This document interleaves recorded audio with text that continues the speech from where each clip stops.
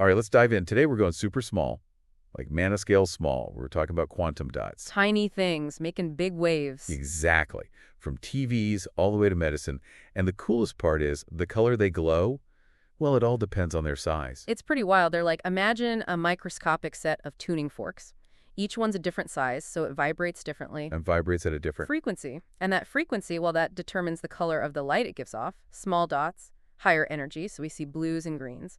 Bigger dots, lower energy. That's where you get your oranges and reds. So it's like a tiny box of crayons, right? The size of the crayon, that's the color you get. Perfect analogy. Our deep dive today comes from Cocktail Party Chemistry, episode 114. Quantum dots, tiny emitters with big colors. Catchy title. It is, and this episode really gets into how these tiny dots, they're changing everything. They're so tunable. Absolutely. I mean, one of the most obvious places you see this is in displays. Think about your TV, your phone, all those screens. Quantum dots are being used to make those colors so vibrant and real. How does that even work? I mean, tiny dots on a screen.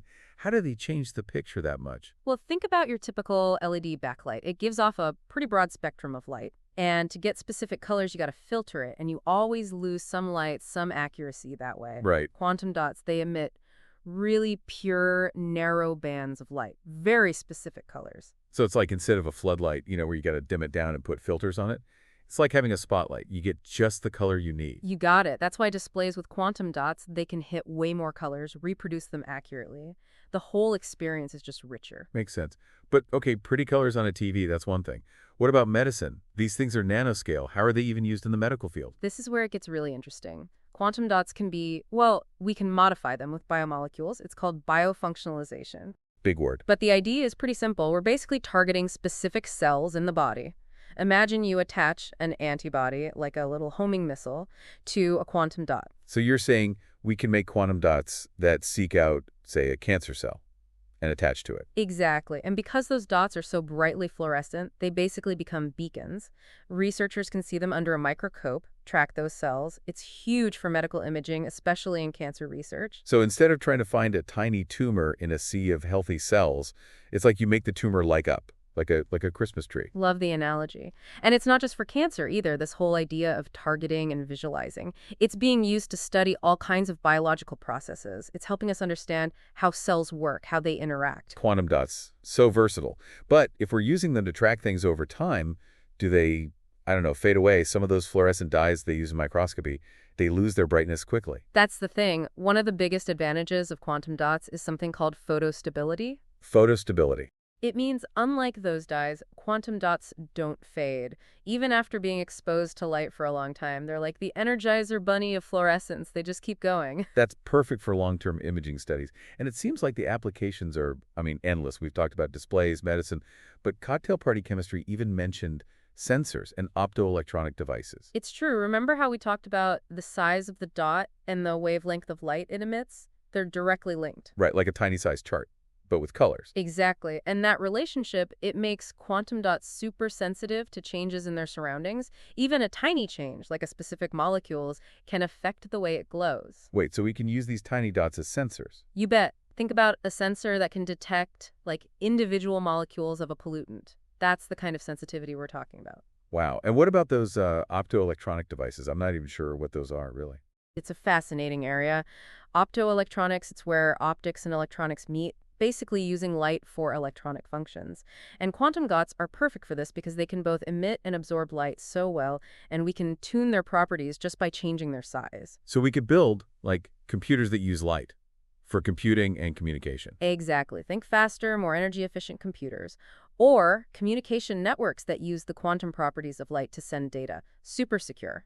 It's incredible. It really does seem like there's so much excitement, so much potential around these quantum dots. They're tiny, but they're going to be huge. Tiny emitters with big potential. That's the perfect way to put it, and we're really just getting started. Before we jump into even more applications, I want to hear from you, the listener. What's standing out to you so far?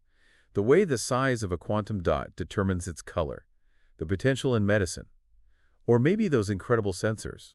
Think about that for a moment, and we'll be right back to explore even more exciting applications of these tiny wonders. Welcome back. Before the break, we were talking about how sensitive those quantum dots are and how they could be used in all kinds of sensors. Yeah.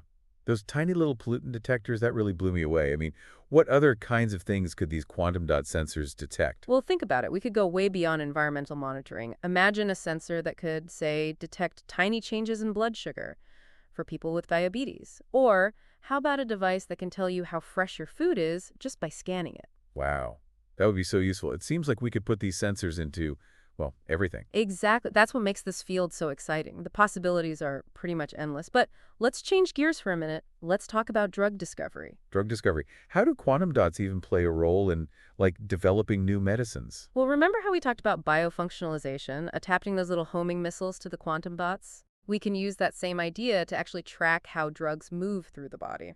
So instead of just, hoping a drug reaches the right place, we can actually see it happen because of those glowing quantum dots. Exactly. By attaching a quantum dot to a drug molecule, researchers can follow its path, watch how it interacts with different cells and tissues. It's like having a GPS tracker for medicine. That could totally change how we design and test new drugs. For sure, this technology could help us develop treatments that are more targeted, more effective, and with fewer side effects. That would be huge for the pharmaceutical industry and for patients. But cocktail party chemistry also mentioned something about quantum dots and solar energy. That got my attention. It's a really interesting area. Remember how we said the color of light a quantum dot emits? It depends on its size, and we can control that size very precisely. Yeah. Well, that means we can actually tune quantum dots to absorb specific wavelengths of light, including the wavelengths found in sunlight.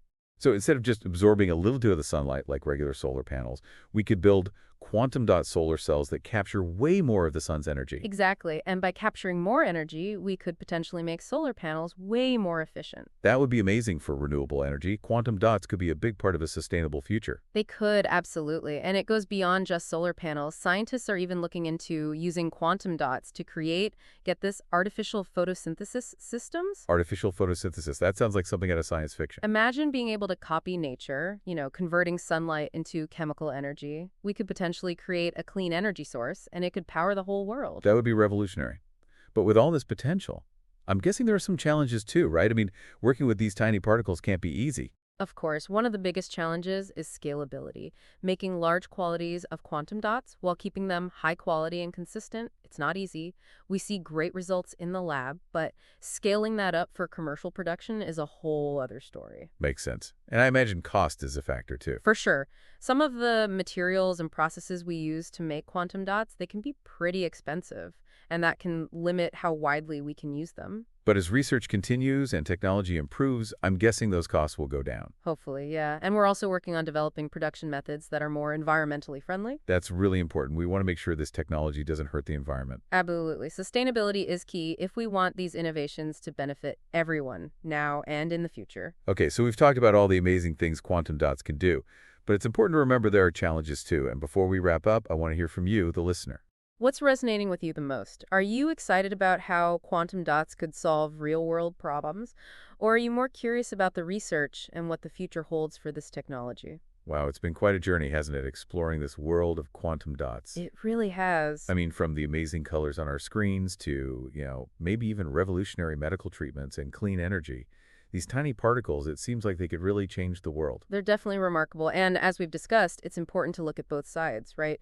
The incredible potential and the challenges we still face with any new technology. Exactly. It's easy to get excited about the possibilities, but we can't forget about the real work that's happening to overcome those hurdles.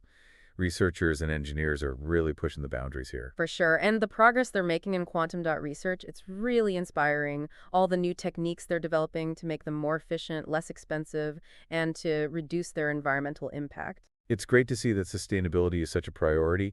It gives me hope that these innovations will really benefit everyone in the long run. Absolutely. And, speaking of the future, I think it's important to remember we're just getting started with quantum dots. Who knows what incredible applications we'll discover down the road. That's the beauty of science, right? There's always more to learn, more to explore. So before we wrap up our deep dive into quantum dots, I want to leave you, the listener, with one final thought.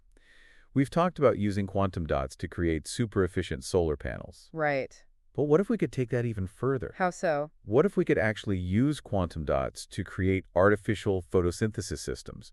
Like mimicking nature's ability to turn sunlight into chemical energy. That would be incredible. We could potentially have a clean, sustainable energy source that could power the entire world. It might sound like a crazy idea, but with the power of quantum dots, it could become a reality. It's a bold vision, for sure, but it's definitely within the realm of possibility, thanks to those tiny quantum dots. And who knows, maybe one of you listening today will be the one to make that breakthrough. That's the spirit. Never stop exploring, never stop questioning, and never lose that sense of wonder. That's it for our deep dive into the amazing world of quantum dots. We hope you enjoyed the journey. We did, and if you had any moments or any of burning questions came up during our conversation, we'd love to hear from you. We're always up for continuing the discussion. Absolutely. Until next time, keep diving deep.